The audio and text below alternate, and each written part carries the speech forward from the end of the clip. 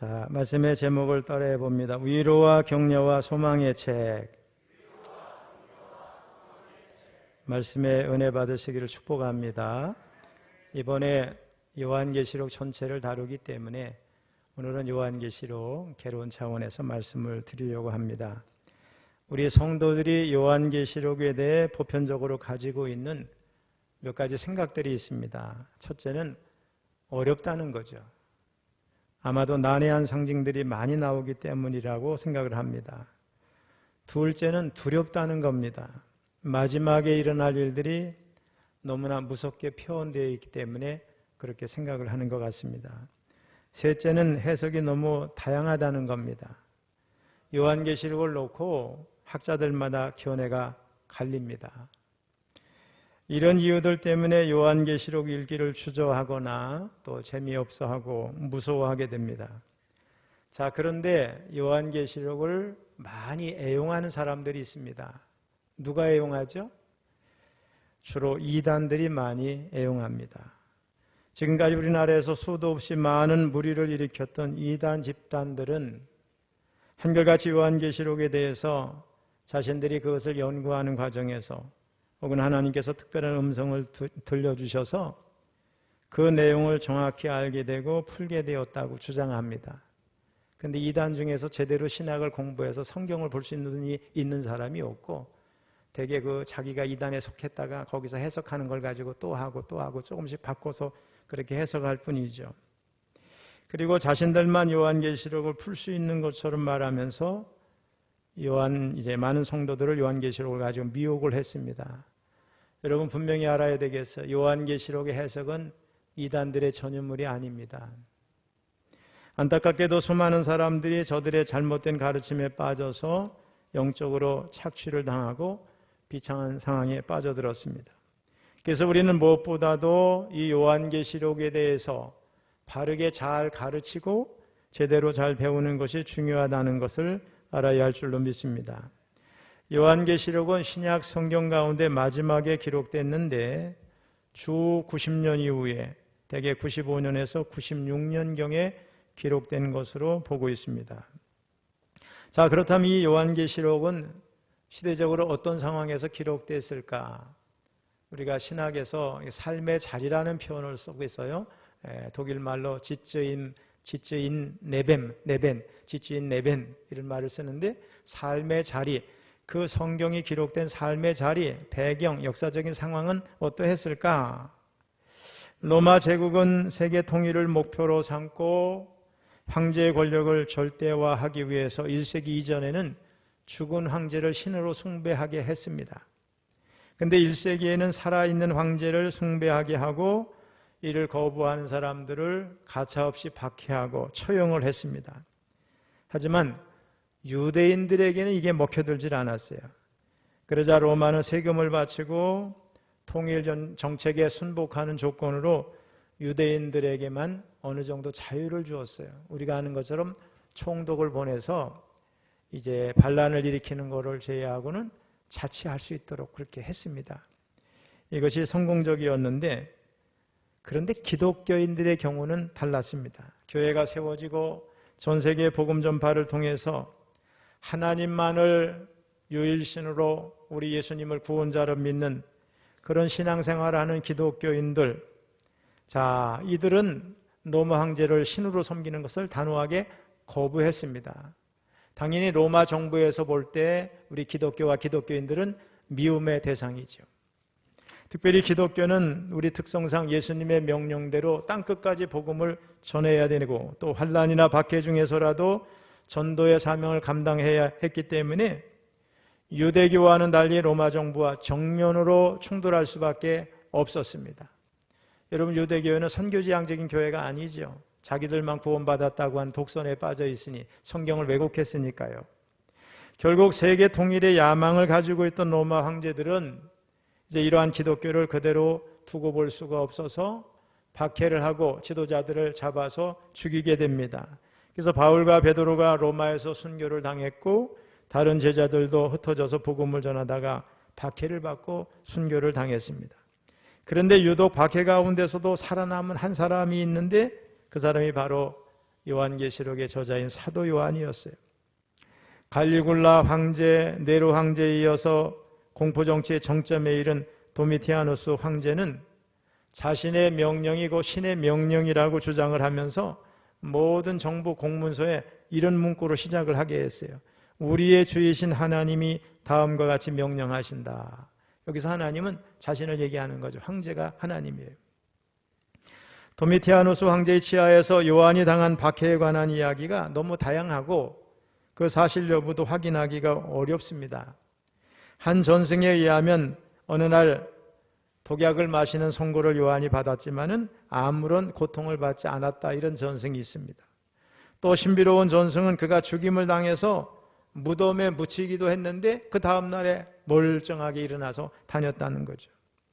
가장 널리 유포된 한 전승에 의하면 요한이 로마에서 도미티아누스 황제의 명령에 의해서 그 로마로 들어간 성문 바깥 아주 뜨거운 기름가마솥에 던져졌는데 하나님이 보호해 주셔서 그 기름가마를 목욕탕으로 만들어 가지고 오히려 더 건강해졌다, 이런 전승도 있습니다. 이런 생기발랄한 모습을 본 도미티아누스 황제는 처음에는 저가 마술을 부리는 게 아닌가 의심을 했는데 어떠한 극심한 형벌에도 견딜 수 있는 능력을 보고서 이것이 저가 믿는 하나님, 저의 신앙에 의한 것이구나 인정을 하게 됩니다. 결국 도미티아누스 황제는 더 이상 사도에게 형벌을 줄 수 없었기에 그를 지중해의 반모섬으로 추방을 했습니다. 반모섬은 당시 정치범들이 주로 유배되는 곳이었고 거기서 그들은 광산에서 강제 노동을 해야 했습니다. 요한은 어느 광산의 대리석 채석장에서 중노동을 하면서 수용생활을 하게 되었는데 그때 요한이 하나님으로부터 계시를 받고 박해받는 성도들을 위로하고 격려하고 소망을 주기 위해서 요한계시록을 기록을 했습니다. 그리고 당시 지금의 튀르키예죠, 소아시아 지역에 있는 7교회 그 서신을 회람 형식으로 읽도록 보내게 됩니다. 근데 우리가 분명히 알아야 될 것은 요한이 이걸 기록해야 되겠다 해서 한 게 아니고 우리 주님의 명령이죠. 하나님이 그렇게 하라고 하셨어요. 어쨌든 요한계시록은 성경의 66권 가운데 가장 난해한 책으로 알려져 있습니다. 그래서 이제 우리 장로교에서 대단하게 여기는 켈빈조차도 다른 책은 다 주석책을 썼는데 요한계시록 주석은 남기지 않았어요. 그리고 오늘날은 또 참고할 만한 책들이 꽤 나온 것 같지만 제가 지난번에 일부러 우리 의정부의 기독교 서점에 가서 요한계시록의 책들을 이렇게 훑어봤는데 해석이 너무나 다양하고 다르고 정말 참고할 만한 책이 없어서 거의 그냥 왔습니다. 그럴 수밖에 없는 것은 요한계시록이 기록될 당시는 로마가 세계를 지배하던 때입니다. 그런 박해 시대에 기록이 되어 있기 때문에 자연히 많은 상징으로 기록이 됐고 오늘 우리가 읽을 때는 이해하기가 어려운 것이 사실입니다. 물론 당시 박해받는 성도들 입장에서는 그 상징이 뭘 얘기하는지를 잘 알 수 있었고요. 또 요한계시록은 거의 다 스가랴서를 비롯해서 구약적인 배경을 가지고 있기 때문에 구약의 성경의 내용을 알고 있는 사람은 다 무슨 말인지를 알 수가 있었습니다. 하지만 분명한 것은 이 요한계시록이 고난받는 성도를 향한 하나님의 위로와 격려의 책이다. 그래서 이 말씀을 듣는 자, 또 말씀을 지키는 자, 읽는 자에게 복이 약속이 돼 있으니 말씀을 열심히 읽고 또 듣고 지키는 자가 되어야 될 줄로 믿습니다. 요한계시록은 이렇게 시작합니다. 1절을 한번 읽어봅니다. 시작. 예수 그리스도의 계시라. 이는 하나님이 그에게 주사 반드시 속히 일어날 일들을 그 종들에게 보이시려고 그의 천사를 그 종 요한에게 보내어 알게 하신 것이라. 아멘. 자, 성경 전체는 다 예수님에 대한 계시입니다. 다만 요한계시록은 마지막 때에 하나님이 그의 아들 예수 그리스도를 통해서 그의 사랑하는 제자 요한에게 나타내 주신 계시예요. 신구약 성경으로 볼 때는 최종 계시라고 볼 수가 있겠습니다. 물론 저는 앞으로 성경이 언젠가 또 열려서 새로운 성경 말씀이 하나님 주신 말씀이 더 추가가 될지는 장담할 수가 없어요. 다만 현재로서는 요한계시록이 계시의 마지막이다 이렇게 이해를 하고 있습니다.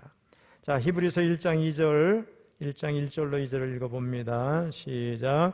옛적의 선지자들을 통하여 여러 부분과 여러 모양으로 우리 조상들에게 말씀하신 하나님이 이 모든 날 마지막에는 아들을 통하여 우리에게 말씀하셨으니 이 아들을 만유의 상속자로 세우시고 또 그로 말미암아 모든 세계를 지으셨느니라. 아멘. 옛 언약, 다시 말하면 구약은 선지자를 통해서 계시해 주셨어요. 또 이제 새 언약, 신약에 계시는 하나님의 아들 예수님을 통해서 우리에게 알려주셨어요. 그래서 신구약을 통틀어 계시의 마침이 되는 것이 요한계시록입니다. 자, 헬라어로 계시를 아포칼립시스 이런 말을 쓰는데 문자적으로는 드러나다, 덮개를 벗긴다, 폭로하다 이런 뜻을 가지고 있어요. 그러니까 없는 것을 있도록 하는 게 아니고 감춰져 있고 덮여 있는 것을 덮개를 이렇게 치워서 드러내 나타나게 한다. 비밀스러운 것을 폭로한다. 이런 의미를 가지고 있어요. 자, 그런데 요한계시록은 예수 그리스도의 계시입니다. 예수님께서 계시하신 것인가 동시에 예수님에 관한 계시입니다. 아울러 본문에서 보면 1절에 하나님이 그에게 주사 이런 표현이 있는 것으로 봐서 이 계시의 원천이 사람이 아니고 누구예요? 하나님이라는 것을 알 수가 있습니다. 흔히들 요한계시록을 미래에 일어날 비밀을 푸는 것처럼 말씀하는데 예수님께서 주시는 예수 그리스도에 대한 계시라면 요한계시록은 복음입니다. 복음 자체입니다. 따라서 요한계시록을 이해하고자 할 때 아주 신기한 호기심으로 비밀스러운 것을 암호를 풀듯이 그렇게 하면 안 되고요. 성경 전체에서 말씀하고 있는 복음이다 이렇게 이해하면 되리라고 생각을 합니다. 요한계시록에 나온 많은 상징들은 차체에서 설명을 하고 있거나 구약에서 이것은 뭘 의미하는지 이미 보여준 게 대다수고 그것도 잘 안 되는 거는 교묘하게 풀다가 망할 게 아니라 있는 그대로 받아들이면 될 줄로 믿습니다. 그래서 예수님을 통해 드러내고 보여주시는 것이기에 계시이고 묵시입니다. 자, 이 요한계시록의 계시를 복음으로 받아들이는 사람들은 환난의 때에, 절망의 때, 위기의 때에 희망을 잃지 않게 됩니다. 실제로 1930년대 말 일제가 우리 조선 사람들에게 신사참배를 강요했는데 일제의 총칼 위협 앞에서 대부분의 개신교 교단, 천주교가 신사참배를 허용했어요. 1938년 9월 장로회 총회에서 신사참배를 결의했고 로마 가톨릭도 교황청에서 신사참배를 허용하는 것을 발표했어요. 그런데 이런 것에 아랑곳하지 않고 신사참배를 목숨 걸고 반대한 성도들이 참으로 많았어요. 신사참배 거부로 인해서 투옥된 사람이 거의 2,000명이나 되고 200여 교회가 폐쇄됐고 신사참배를 반대하다 목숨을 잃은 사람만이 50명 가까이 됩니다. 이런 현실 앞에서 3.1운동 당시에 33명 가운데 한 명이었던 길손주 목사님은 서대문 형무소에서 2년간의 옥고를 치르는 동안에 요한계시록을 읽었는데 무려 10,000번을 읽었어요. 그리고 말세약을 정립을 했고 그는 요한계시록에 나오는 바벨론을 일제에 비유하면서 주님의 재림을 일제 통치가 끝나고 새로운 세상이 오는 것으로 설교함으로써 고난 가운데 있는 성도들을 굉장히 위로했어요. 또 신사참배를 반대하다가 죽음으로 순교하지 못한 성도들의 좌절과 죄책감을 위로하면서 자포자기하지 말고 오히려 인내와 사랑으로 잘 견뎌내라고 설교했습니다. 그의 신학적인 틀 안에서 우리 조선의 교회는 소아시아 7교회 가운데 마지막 교회인 라우디게아 교회로 상징되는 마지막 종말 시대의 교회라고 볼 수 있습니다. 주 90년대 소아시아의 성도들에게 그랬던 것처럼 1930년대 40년대 우리 조선의 성도들에게 요한계시록의 말씀은 동일한 위로와 소망 또 큰 기대를 갖게 하는 하늘나라에 대한 기대를 갖게 하는 그런 말씀이었어요. 암울하고 절벽 같은 꽉 막힌 현실을 이길 원동력을 요한계시록이 부여해 준 거죠. 또 요한계시록은 반드시 속히 일어날 일들에 관한 말씀인데 1절을 다시 한번 띄워주세요. 여기 보면 예수 그리스도의 계시라 이는 하나님이 그에게 주사 반드시 속히 일어날 일들을 이렇게 표현되어 있어요. 예수님께서 사도 요한을 통해서 알리시는 일은 두 가지 속성이 있는데 첫째가 반드시예요. 또 하나는 속히입니다. 즉 요한계시록의 내용은 반드시 성취된다는 거예요. 또 종말은 반드시 온다는 거예요. 그리고 속히 일어날 일이라고 하는 건 계시된 모든 일들이 한 번에 이루어진다 이런 그런 뜻이라기보다는 속히 시작될 일이다 이런 뜻을 가지고 있어요. 실제로 사도 요한의 때 이미 마지막 때는 시작이 됐고 그리고 수많은 그리스도인들이 순교를 당했습니다. 여러분 계시의 특징은요. 그 때가 계시한 때가 가까울수록 이렇게 선명하게 다 드러나게 됩니다. 다니엘서나 이사야 선지자 같은 경우는 그때 당시는 이게 무슨 말씀인지 몰랐는데 지금 수천 년이 지난 다음에 그 내용이 이루어지고 있잖아. 이루어져 왔고 그리고 그 내용이 어떤 것이라는 것을 이제는 거의 다 해석이 가능한 정도가 됐습니다. 그만큼 지금은 모든 계시가 명확하게 드러나는 마지막 때가 가까워지고 있음을 알 수가 있습니다. 요한계시록이 1세기 말에 쓰여졌다고 그러면 지금으로부터 약 1900년 전에 쓰여진 거죠. 그럼에도 요한계시록이 반드시 속히 일어날 일들을 기록한 책이라는 선포, 여기 우리가 동의할 수가 있죠. 왜냐? 우리 인생이 너무 짧기 때문에 그렇습니다. 거시적인 인류 역사라는 관점에서 볼 때는 1900년이 지났는데도 왜 아직 예수님이 오시지 않을까? 재림이 더디게 느껴지는 것이 사실이지만은 100년도 못 살고 죽는 우리 짧은 인생이라는 관점에서 바라보면 진실로 속히 일어날 일이라는 것을 우리가 알 수 있습니다. 요한은 이 예언의 말씀을 읽는 자, 그 가운데 기록하는 것을 지키는 자가 복이 있다는 거예요. 말씀을 읽는 자, 듣는 자, 지키는 자. 왜 그러냐? 때가 가깝기 때문에 그렇습니다. 3절을 읽어봅니다. 3절 시작. 이 예언의 말씀을 읽는 자와 듣는 자와 그 가운데 기록한 것을 지키는 자는 복이 있나니 때가 가까움이라. 아멘.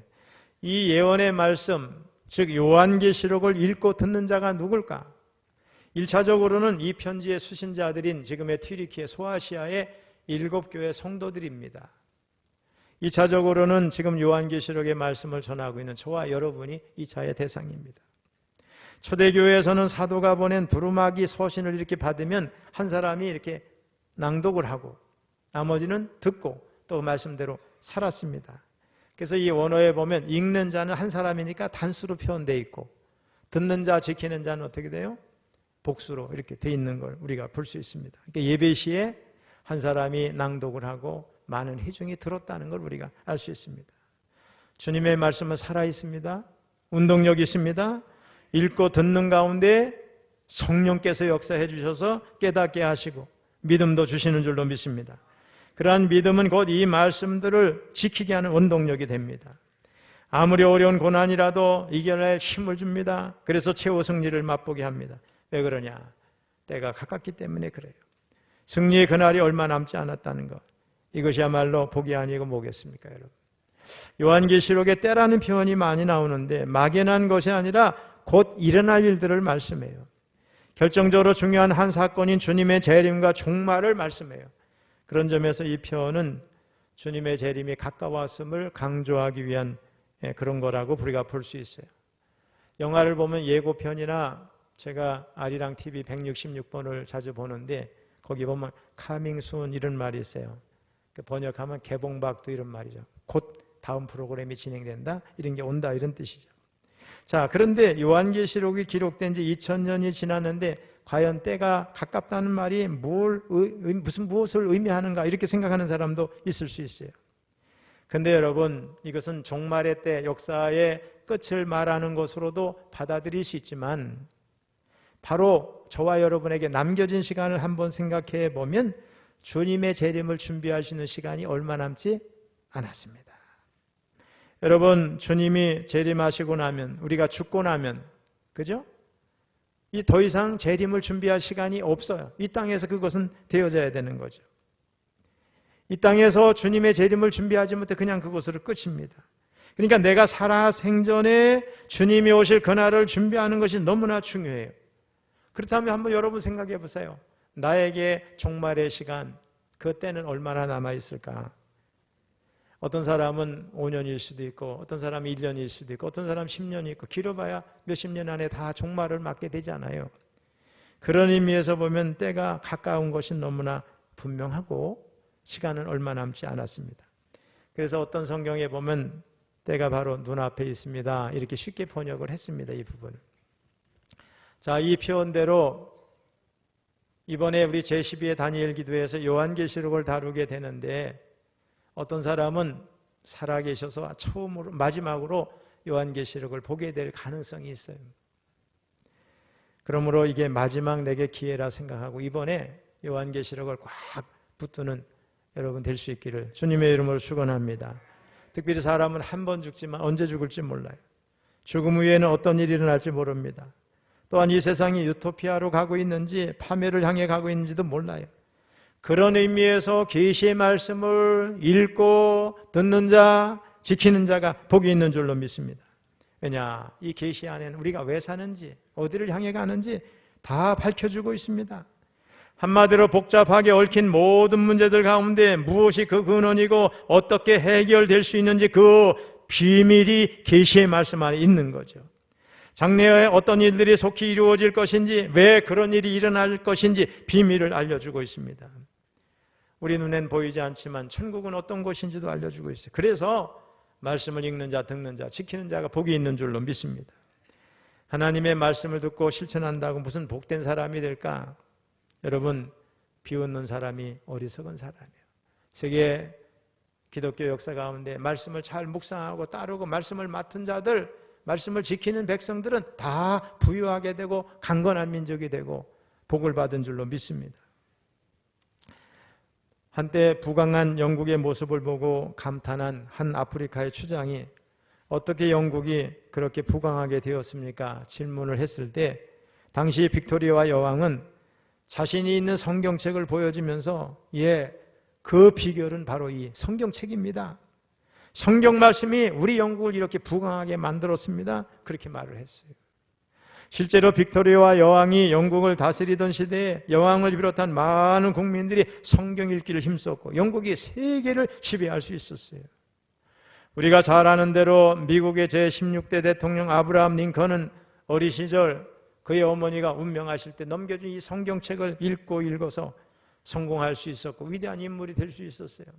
변호사 하면서도 변론할 때 성경의 말씀을 유창하게 인용해서 항상 승리할 수 있었고 변호사 시절에 어느 노파가 임종을 앞두고 마지막에 정리를 해야 되는데 우리 링컨 변호사에게 말합니다. 죽음이 너무 두렵습니다. 그랬더니 모든 업무를 처리하고 나서 링컨이 시편 23편을 여호와는 나의 목자시니 쭉 읽어주셨어요. 그랬더니 어느새 편안하게 눈을 감고 임종을 했다고 합니다. 전 세계를 보면 기독교를 받아들이고 복음을 견인해가는 모든 나라, 민족이 세계에서 부강한 나라고 힘 있는 나라인 걸 알 수가 있어요. 우리나라도 100여 년 전에 복음이 들어와서 이렇게 강력한 나라, 잘 사는 나라, 복된 나라가 된 줄로 믿습니다, 여러분. 그래서 성경을 읽고 자녀들에게 성경을 가르치고 성경대로 사는 가정이 복된 것이고 그 말씀을 지키는 자는 잘 되어질 줄로 믿습니다. 지금 우리 시대는 사도 요한 당시와는 얼마나 말씀을 가까이 할 수 있는 시대인지 몰라요. 여러분 집에 성경 몇 권씩은 다 있지요. 오히려 말씀의 희소성이 사라지고 나니까 오히려 말씀을 소중하게 여기지 않는 그런 모습을 보면서 안타깝게 생각합니다. 이러한 때 우리들은 더욱 말씀을 소중히 여기고 존중히 여기는 태도를 회복해야 될 줄로 믿습니다.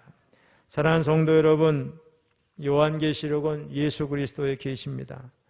예수님께서 주신 계시이고 예수님 자신에 대한 계시입니다.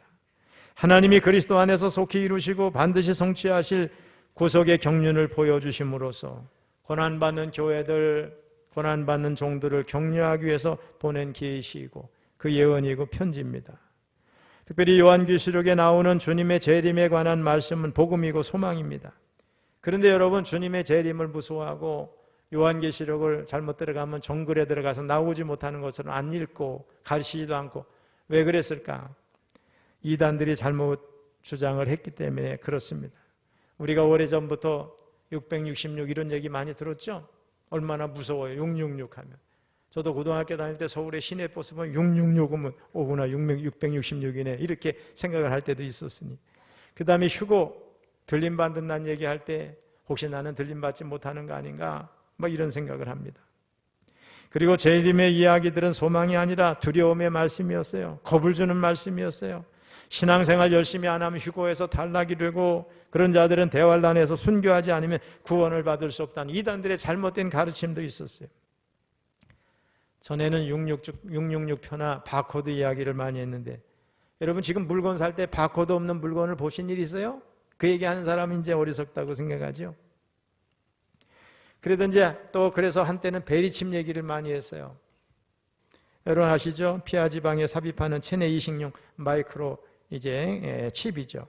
좁쌀 크기만 한데 거기에 126개의 정보가 들어가 있어. 우리 몸 안에 심는 거잖아요. 생체 검증을 위해서 그런 거. 근데 베리칩 얘기도 별로 설득력이 없으니까 또 이제는 뭐 다른 얘기도 하고 그러는데 어제도 보니까 우리 장로님들하고 QR코드 다 있죠? 우리가 여행을 다니다 보면 QR코드 얘기하는 사람은 또 없잖아요. 바코드 얘기하다가 QR코드는 더 많은 정보를 가지고 있는데 또 코로나 바이러스 백신이 개발됐을 때 그런 얘기가 인터넷에서 떠돌랐어요. 뭐예요? 백신 주사를 맞으면 구원을 못 받는다 이런 식의 내용이 또 떠돌았어요. 여러분 이런 사람들은 결국 예수님의 십자가를 모독하는 사람이에요. 아무튼 요한계시록은 겁을 주려는 책이 아니라 승리를 약속하는 책이라는 거 여러분 알아야 될 줄로 믿습니다. 근데 이 말씀을 소유하는 것으로 승리할 수는 없어요. 예언의 말씀을 읽고 듣고 지키는 자가 승리할 줄로 믿습니다.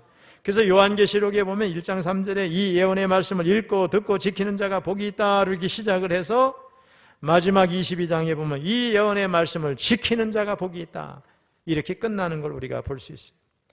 우리 개인과 인류 역사는 계획적이에요. 목적적이에요. 필연적입니다. 결코 우연이나 맹목이나 무의미의 반복이나 어떤 변진법적인 진화 이런 거 아닙니다. 이유는 지금도 우주 만물을 창조하신 하나님께서 스스로 존재하셔서 모든 것을 섭리하시기 때문에 그렇습니다. 하나님은 요한을 통하여 반드시 속히 일어날 종말의 진리를 계시하셨어요. 그건 필연적입니다. 결코 사람이 불신하거나 거절하거나 변경할 수 없는 불가항력적인 진리입니다. 여러분. 그러므로 역사의 종말이 그 어느 때보다 가까이 다가오니 때 우리 요한계시록에 나타난 경고, 위로, 승리 약속을 믿고 시련의 때, 고난의 때, 박해의 때에도 타협 없이 잘 인내해서 말씀을 지켜서 새하늘과 새 땅에 참여하는 우리 30개 성도님들 다 되시기를 주님의 이름으로 축원합니다. 이번에 요한계시록을 다루면서 우리가 깊이 있게는 할 수 없죠, 시간상으로. 그러나 성경을 전체로 보는 눈을 가지고서 요한계시록은 그 자체가 복음이구나, 우리에게 소망을 주는 책이구나, 이런 것을 확인하고 말씀을 즐겨 읽고 지키는 자가 되시기를 주님의 이름으로 축원합니다.